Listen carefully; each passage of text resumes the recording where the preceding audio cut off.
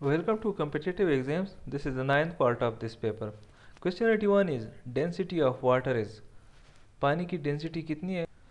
Option A is the correct option 1 ग्राम पर centimetre cube. अच्छा, ये बात याद रखनी है कि वाटर की डेंसिटी टेम्परेचर के लिहाज से चेंज होती है। अगर टेम्परेचर चेंज होता है तो वाटर की डेंसिटी भी चेंज हो जाती है।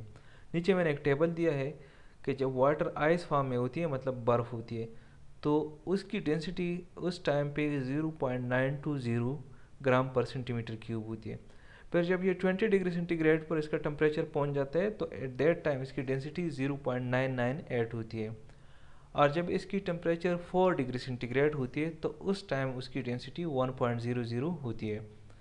और सी वाटर की जो डेंसिटी है वो है 1.03, क्योंकि उसमें नमक शमक भी होता है तो इसी वजह से उसकी डेंसिटी थोड़ी ज़्यादा होती है।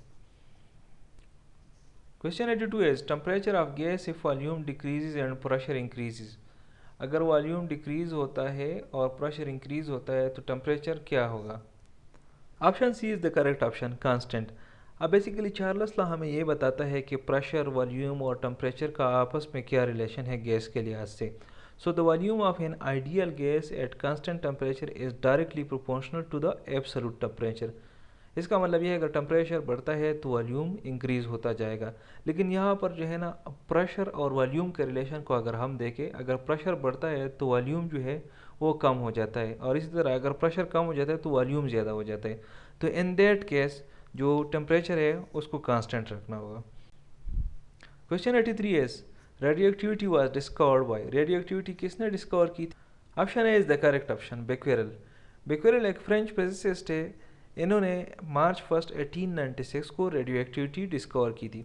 इसके अलावा इस लिहाज से एक और जो बहुत मशहूर नाम है वो मैरी क्यूरी है। मैरी क्यूरी ने डिस्कवर किया था पोलोनियम और रेडियम को, and she is the only person to win a Nobel prize in 2 sciences. अक्सर ये सवाल पूछा जाता है कि वो कौन सा शख्स है जिन्होंने 2 मुख्तलिफ साइंसेस में नोबेल प्राइज़ जीता है, तो it is Marie Curie. Marie Curie 1903 में पहला जो नोबेल प्राइज़ लिया था वो फिजिक्स में लिया था, और फिर 1911 में उन्होंने केमिस्ट्री में लिया था। इस तरह एक्सरे के बारे में अक्सर पूछा जाता है कि एक्सरे जो है वो किसने डिस्कवर की, तो so x ray was discovered by Roentgen. Question 84 is device which converts chemical energy to electrical energy. Option A is the correct option battery. Battery क्या करती है कि बैटरी केमिकल एनर्जी को इलेक्ट्रिकल एनर्जी में कन्वर्ट करें।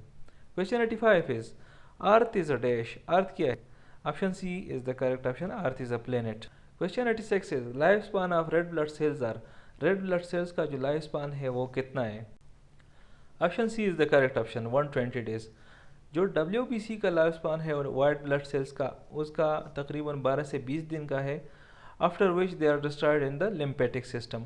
और जो प्लेटलेट्स है उनका जो लाइफ स्पान है ये तकरीबन 7 to 10 डेज है। Question 87 is liters of blood in a body. Human body में तकरीबन कितने लीटर का ब्लड होता है? Option A is the correct option 5 liters. Question 88 is most abundant element in universe. Universe में सबसे ज़्यादा एबंडेंट एलिमेंट जो है ये, option B is the correct option hydrogen. और जो हाइड्रोजन की रेशो है यूनिवर्स में वो है 74%। इसका मतलब ये है कि 74% of the universe is made up of hydrogen. फिर इसके बाद जो दूसरे नंबर पे एबंडेंट एलिमेंट आता है यूनिवर्स में वो हीलियम आता है, और फिर तीसरे नंबर पे जो है वो ऑक्सीजन आता है। हीलियम 24% है और ऑक्सीजन 1% है। Question 89 is which is the most abundant element in the earth crust. Earth crust में सबसे ज़्यादा एबंडेंट एलिमेंट कौन सा है? पिछला सवाल ये था कि यूनिवर्स में सबसे ज़्यादा एबंडेंट एलिमेंट कौन सा है, तो वो हाइड्रोजन था। अर्थ में कौन सा? Option A is the correct option oxygen. अब राइट साइड पे एक टेबल दिया गया है जिसमें अर्थ क्रस्ट के जो एलिमेंट्स है उनका जो रेशोज़ है वो दिए गए हैं। ऑक्सीजन जो है अर्थ क्रस्ट में वो 46.1% है। इस तरह फिर सिलिकॉन है दूसरे नंबर पर, ये 28.2% है। फिर एलुमिनियम आता है तीसरे नंबर पर, ये 8.23% है।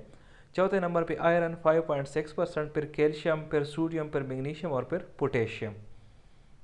Question 9 is oxygen intake in liters by a normal human being in a day. एक आम इंसान एक दिन में टोटल कितना ऑक्सीजन इनटेक करता है लीटर्स में? Option A is the correct option. एक नॉर्मल ह्यूमन बीइंग एक दिन में 10,000 से लेकर 15,000 लीटर तक ऑक्सीजन इनटेक करता है। So here it is the end of this video. I will see you in the next video. Till that time stay